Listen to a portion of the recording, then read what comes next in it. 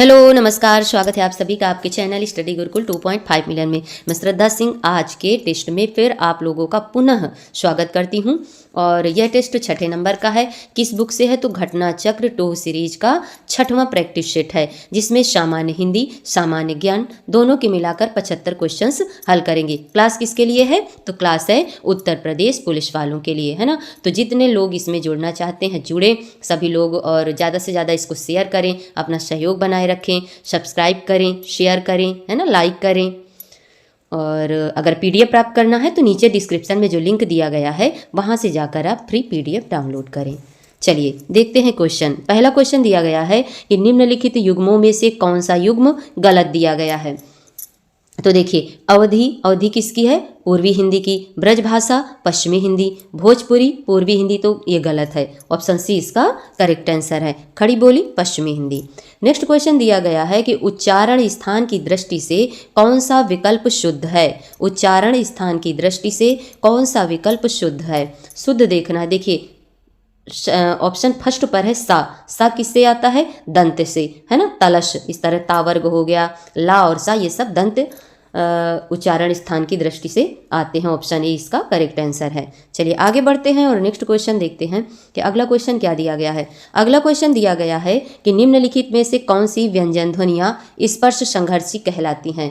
निम्न में से कौन सी व्यंजन ध्वनियाँ स्पर्श संघर्षी कहलाती हैं। तो स्पर्श संघर्षी देखा जाए तो कौन सा हो जाएगा, चा छा जा जा, ऑप्शन ए इसका करेक्ट आंसर है। नेक्स्ट क्वेश्चन देखते हैं कि निम्नलिखित में से कौन सा शब्द समूह संज्ञा नहीं है। कौन सा शब्द समूहवाचक संज्ञा नहीं है। तो समूहवाचक संज्ञा सभा हो गई, भीड़ हो गया, कक्षा, लेकिन दौड़ नहीं है। यहाँ पर करेक्ट आंसर क्या होगा, ऑप्शन डी। अगला क्वेश्चन देखते हैं कि सप्ताह में 7 दिन होते हैं। सप्ताह में 7 दिन होते हैं। प्रस्तुत वाक्य में दिन शब्द क्या है। पुल्लिंग है, स्त्रीलिंग है, उभयलिंग है या कुछ भी नहीं है। तो दिन होता है ना, इससे हम समझ सकते हैं। तो सही जवाब क्या होगा, पुल्लिंग, ऑप्शन ए इसका करेक्ट आंसर है। उत्तम पुरुष सर्वनाम के भेद का एक प्रकार है। उत्तम पुरुष सर्वनाम के भेद का एक प्रकार है क्या। निजवाचक सर्वनाम, पुरुषवाचक सर्वनाम, संबंधवाचक सर्वनाम या निश्चयवाचक सर्वनाम। तो यहाँ पर सही जवाब हो जाएगा ऑप्शन बी, पुरुषवाचक सर्वनाम। चलिए आगे बढ़ते हैं और नेक्स्ट क्वेश्चन देखते हैं। अगला क्वेश्चन क्या है। अगला क्वेश्चन दिया गया है कि सालों बाद उसका प्रवासी पति लौटा है। सालों बाद उसका प्रवासी पति लौटा है, इस वाक्य में कौन सा शब्द विशेषण है। तो शब्द विशेषण पूछा गया है, तो सही क्या जवाब होगा, ऑप्शन सी प्रवासी, है ना, इसका करेक्ट आंसर है। आगे बढ़ते हैं और नेक्स्ट क्वेश्चन देखते हैं कि मीरा जोर से हंसी। मीरा जोर से हंसी, इस वाक्य में किस क्रिया का समुचित उदाहरण है। अकर्मक क्रिया है, प्रेरणार्थक क्रिया है या द्विकर्मक क्रिया है या सकर्मक क्रिया है। तो यहाँ पर सही जवाब है अकर्मक क्रिया, ऑप्शन ए करेक्ट आंसर है। अगला क्वेश्चन देखते हैं। अगला क्वेश्चन है कि लोग बड़ी बड़ी गाड़ियां लेकर आ रहे थे, वाक्य का काल पहचानिए।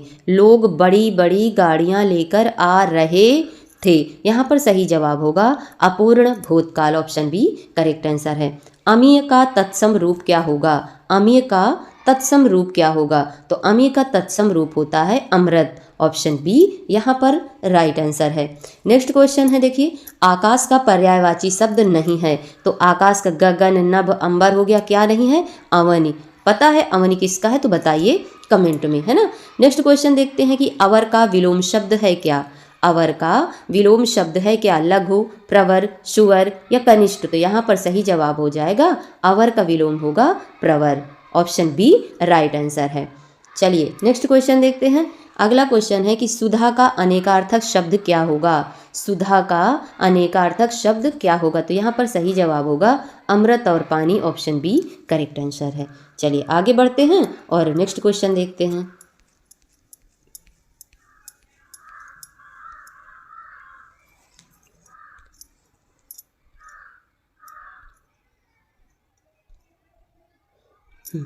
अगला क्वेश्चन दिया गया है कि जिसके जिसकी पहले से कोई आशा ना हो के लिए एक शब्द है क्या? जिसकी पहले से कोई आशा ना हो के लिए एक शब्द क्या है? अप्रत्याशित, आशातीत, आशाजनक, प्रत्याशित। तो यहाँ पर सही जवाब होगा अप्रत्याशित। जिसकी पहले से कोई आशा ना हो उसे अप्रत्याशित कहते हैं। नेक्स्ट क्वेश्चन, सिर फिर जाना का अभिप्राय है क्या? सिर फिर जाना का अभिप्राय है बुद्धि ठिकाने में ना रहना। ऑप्शन बी करेक्ट आंसर है। नेक्स्ट क्वेश्चन है कि काला अक्षर भैंस बराबर लोकोक्ति का सही अर्थ क्या होगा? काला अक्षर भैंस बराबर लोकोक्ति का सही अर्थ क्या होगा? तो इसका सही अर्थ होगा पढ़ा लिखा ना होना। ऑप्शन ए राइट आंसर है। चलिए आगे देखते हैं कौन सा क्वेश्चन है। हाँ, अगला क्वेश्चन दिया गया है कि श्वेत और स्वेद का अर्थ क्या होता है? क्या दिया है? श्वेत और स्वेद का अर्थ क्या होता है? स्वच्छ और पसीना, सफ़ेद और पसीना।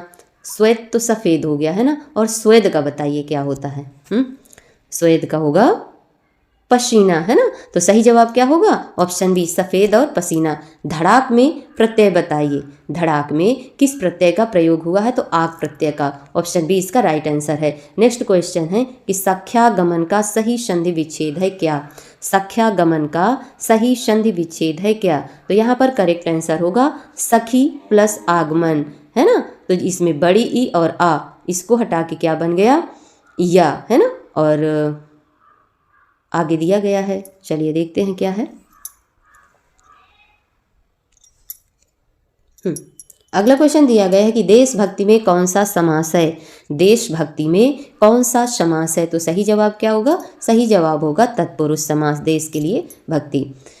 नेक्स्ट क्वेश्चन है कि निम्न में से मिश्रित वाक्य है कौन सा? वर्षा हो रही है, मैं पढ़ता हूँ और वह खेलता है, सुधीर पढ़ता है, मैंने सुना है कि नीना पास हो गई है। तो यहाँ पर सही जवाब क्या होगा? और मिश्रित वाक्य पूछा है तो मैंने सुना है कि, है ना, की से जोड़ा गया है। नीना पास हो गई है, तो ये कौन सा वाक्य बना? मिश्रित वाक्य बना। Option D right answer. Next question है कि निम्नलिखित में से शुद्ध वाक्य का चयन कीजिए। तो शुद्ध वाक्य देख लेते। कृपया करके खुले पैसे दें, कृपया खुले पैसे देने की दया करें, कृपया खुले पैसे दें, कृपया करके खुले पैसे देने की कृपा करें। तो सही जवाब होगा कृपया खुले पैसे दें। नेक्स्ट है कि निम्नलिखित में से शुद्ध वर्तनी वाला शब्द कौन सा है? निम्नलिखित में से शुद्ध वर्तनी वाला शब्द कौन सा है? तो यहाँ पर सही जवाब क्या होगा? उत्तरदायी, है ना, ये सही है। ऑप्शन बी इसका करेक्ट आंसर है। नेक्स्ट क्वेश्चन देखते हैं। अगला क्वेश्चन है कि किस छंद में 26 मात्राएं होती हैं तथा 14-12 पर यति होती है? तो किस छंद में 26 मात्राएं होती हैं तथा 14-12 पर यति होती है? तो सही जवाब क्या होगा? गीतिका। ऑप्शन सी राइट आंसर है। नेक्स्ट क्वेश्चन देखते हैं कि सोहत ओढ़े पीत पट श्याम सलोने गात, मनो नीलमणि शैल पर आतप पर्यो प्रभात। फिर से देखते हैं। सोहत ओढ़े पीत पट श्याम सलोने गात, मनो नीलमणि शैल पर आतप पर्यो प्रभात। प्रस्तुत पंक्तियों में कौन सा अलंकार है? तो सही जवाब क्या होगा? उत्प्रेक्षा अलंकार। जहाँ उपमेय में उपमान की संभावना बताई जाए वहाँ पर उत्प्रेक्षा अलंकार होता है। चलिए आगे बढ़ते हैं और नेक्स्ट क्वेश्चन देखते हैं।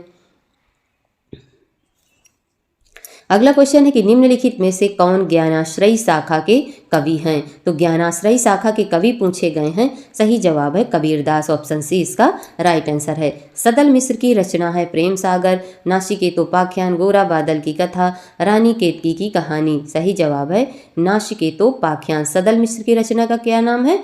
नासिकेतोपाख्यान। चलिए आगे बढ़ते हैं और नेक्स्ट क्वेश्चन देखते हैं। देखिए इसमें सबसे पहले क्या दिया गया है?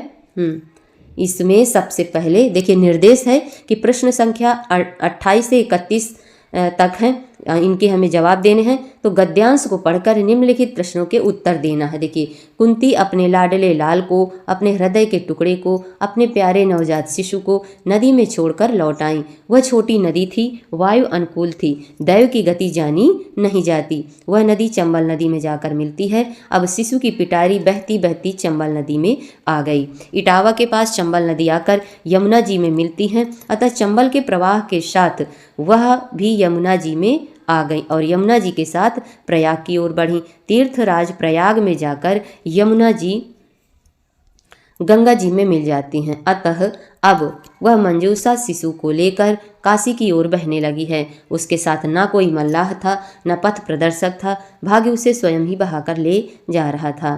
काशीपुरी, पाटलिपुत्र आदि राज्यों की सीमा को पार करती हुई गंगा जी के प्रवाह के साथ वह मंजूषा बिना किसी रुकावट के आगे बढ़ी चली जा रही थी। आगे चलकर वह अंग देश की सीमा में पहुंची। अब मानो उसकी यात्रा समाप्त होगी। उसी समय चंपानगरी के राजा अधिरथ अपनी स्त्री राधा और अपने सेवकों सहित गंगा स्नान करने आए थे। उन्होंने दूर से इस सुंदर सी बेटी को जाह्नवी की लहरों के साथ क्रीड़ा करते हुए देखा। अंत में उन्होंने अपने सेवकों को आज्ञा दी। क्या आज्ञा देते हैं कि सामने यह जो मंजूषा बहती जा रही है उसे पकड़ कर लाओ। फिर आगे क्या होता है? कुंती, नेक्स्ट क्वेश्चन है, कुंती अपने नवजात सुकुमार शिशु को कहाँ छोड़कर आई थी? कुंती अपने नवजात सुकुमार शिशु को कहाँ छोड़कर आई थी? सही जवाब होगा नदी में। ऑप्शन बी राइट आंसर है। नेक्स्ट क्वेश्चन है कि मंजूषा को कौन लेकर जा रहा था? मंजूषा को कौन लेकर जा रहा था? उसका भाग्य, है ना। ऑप्शन डी इसका राइट आंसर है। नेक्स्ट क्वेश्चन दिया गया है,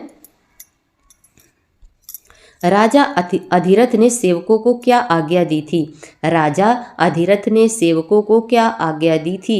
तो सही जवाब है हमारा मंजूषा को लाने की। नेक्स्ट क्वेश्चन, चंपानगरी के राजा किसके साथ गंगा स्नान करने गए थे?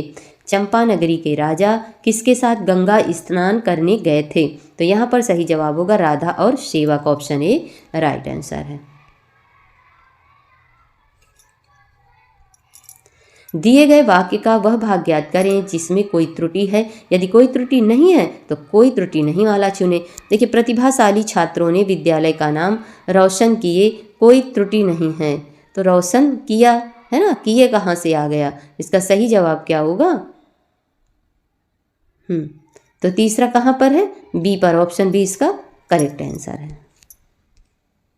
नेक्स्ट क्वेश्चन है कि निम्नलिखित प्रश्न में दिए गए 4 विकल्पों में से उस विकल्प का चयन करें जो मुहावरे का अर्थ व्यक्त करता है। म्याऊ की ठौर पकड़ना क्या है? म्याऊ की ठौर पकड़ना। सही जवाब क्या होगा? जोखिम का कार्य करना। Option D correct answer.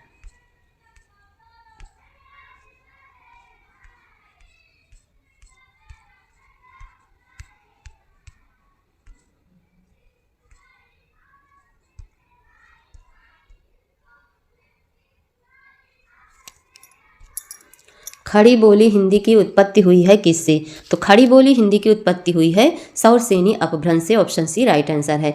Next, Bhagavad Gita का संधि विच्छेद क्या है? भगवत गीता का संधि विच्छेद क्या है? तो भगवत प्लस गीता। ऑप्शन सी इसका। नेक्स्ट क्वेश्चन है कि सुमित्रा नंदन पंत को किस कृति पर ज्ञानपीठ पुरस्कार मिला था? सुमित्रा नंदन पंत को उनकी किस कृति पर ज्ञानपीठ पुरस्कार दिया गया था? सही जवाब है Chidambara. Option D right answer है। हिंदी दिवस कब मनाया जाता है? तो हिंदी दिवस कब मनाते हैं? 14 सितंबर को। ऑप्शन बी इसका करेक्ट आंसर है। चलिए, अब सामान्य ज्ञान के क्वेश्चन चालू हो गया। देखिए, दिया गया कि जुलाई 2023 में institute for economics and peace द्वारा जारी 17वें वैश्विक शांति सूचकांक 2023 में भारत को कौन सा स्थान प्राप्त हुआ है?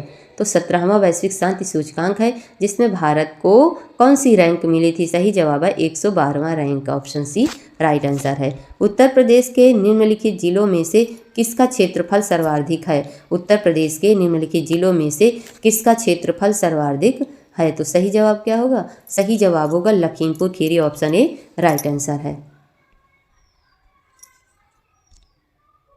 अगला क्वेश्चन है कि भारत की सबसे बड़ी जनजाति कौन सी है? भारत की सबसे बड़ी जनजाति कौन सी है? तो गोंड जनजाति समूह। ऑप्शन ए करेक्ट आंसर है। नेक्स्ट क्वेश्चन है कि निम्नलिखित में से कौन सा ही सुमेलित नहीं है? कोयला सोनभद्र, बलुआ पत्थर मिर्जापुर, सिलिका बालू इलाहाबाद, यूरेनियम झांसी। तो सही जवाब क्या होगा? सही जवाब है इसका यूरेनियम झांसी है, सुमेलित नहीं है। ऑप्शन डी इसका राइट आंसर है। चलिए आगे बढ़ते हैं और नेक्स्ट क्वेश्चन देखते हैं कि अगला क्वेश्चन क्या है। अगला क्वेश्चन दिया गया है कि 28 सितंबर 2023 को डॉक्टर MS स्वामीनाथन का निधन हो गया। वह क्या थे? कृषि वैज्ञानिक, राजनीतिज्ञ, अर्थशास्त्री या लेखक? तो सही जवाब वह कृषि वैज्ञानिक थे। भारतीय चारागाह एवं चारा अनुसंधान संस्थान स्थित है कहाँ? तो भारतीय चारागाह एवं चारा अनुसंधान संस्थान स्थित है झांसी में। ऑप्शन सी इसका राइट आंसर है। आगे बढ़ते हैं। अगला क्वेश्चन दिया गया है कि गुप्त काल के दौरान सोने के सिक्कों को निम्न में से किस नाम से पुकारा जाता है। तो गुप्त काल के दौरान सोने के सिक्कों को दीनार कहा जाता था। तो ऑप्शन 20 का राइट आंसर है। नेक्स्ट क्वेश्चन, डायनमो ऊर्जा परिवर्तित करता है वैद्युत को यांत्रिक में, चुंबकीय को वैद्युत में, यांत्रिक को वैद्युत में, उपर्युक्त में से कोई नहीं। तो सही जवाब होगा यांत्रिक को वैद्युत में। ऑप्शन सी राइट आंसर है।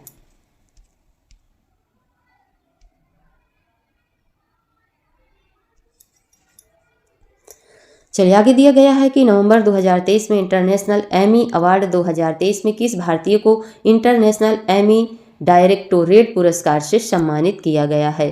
तो किसे सम्मानित किया गया है? सही जवाब है एकता कपूर। ऑप्शन डी इसका राइट आंसर है। उत्तर प्रदेश के लोकायुक्त की पद धारण अवधि कितनी है? तो उत्तर प्रदेश के लोकायुक्त की पद धारण अवधि पूछी गई है। सही जवाब है 8 वर्ष। ऑप्शन सी इसका राइट आंसर है। चलिए अगला देख लेते हैं। अगला क्वेश्चन क्या है?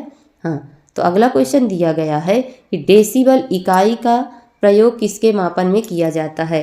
डेसिबल इकाई का प्रयोग किसके मापन में किया जाता है? तो सही जवाब क्या होगा? सही जवाब होगा ध्वनि की तीव्रता। ऑप्शन सी राइट आंसर है। नेक्स्ट, अक्टूबर 2023 में भारत के पहले जैव विविधता आनुवंशिक सिल्क टेक पार्क का शुभारंभ कहाँ किया गया? अक्टूबर 2023 में भारत के पहले जैव विविधता आनुवंशिक सिल्क टेक पार्क का शुभारंभ कहाँ किया गया? सही जवाब है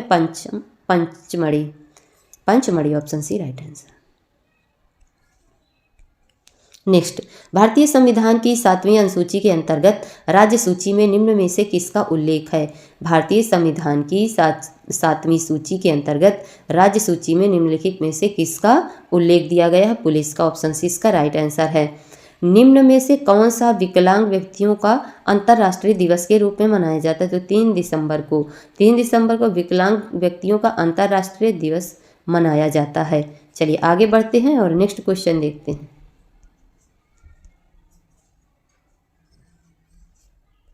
अगला क्वेश्चन है कि रक्त समूह ओ कहलाता है क्या? ओ कहलाता है सर्वदाता। ऑप्शन ए इसका राइट आंसर है। निम्नलिखित में से किस खाद्य पदार्थ में उच्चतम प्रति ग्राम कैलोरी मान होता है क्या? तो सही जवाब होगा घी में। आगे बढ़ते हैं, नेक्स्ट क्वेश्चन देखते हैं। लिंगराज मंदिर अब स्थित है कहाँ? लिंगराज मंदिर अब स्थित है कहाँ? तो भुवनेश्वर में। ऑप्शन ए इसका राइट आंसर है। सितंबर 2023 में संपन्न वर्ष की चौथी और अंतिम ग्रैंड स्लैम प्रतियोगिता यूएस ओपन 2023 के पुरुष एकल वर्ग का खिताब किसने जीता? तो किसने जीता है? सही जवाब है इसका नोवाक जोकोविच। ऑप्शन ए राइट आंसर है। नेक्स्ट, महर्षि वाल्मीकि आश्रम स्थापित है कहाँ? तो कहाँ स्थापित है? सही जवाब है बिठूर में। ऑप्शन ए इसका राइट आंसर है। दिल्ली के किस सुल्तान के विषय में कहा गया है कि उसने रक्त और लौह की नीति की अवधारणा अपनाई थी? तो सही जवाब क्या होगा? सही जवाब है बलबन ने। ऑप्शन बी इसका राइट आंसर है।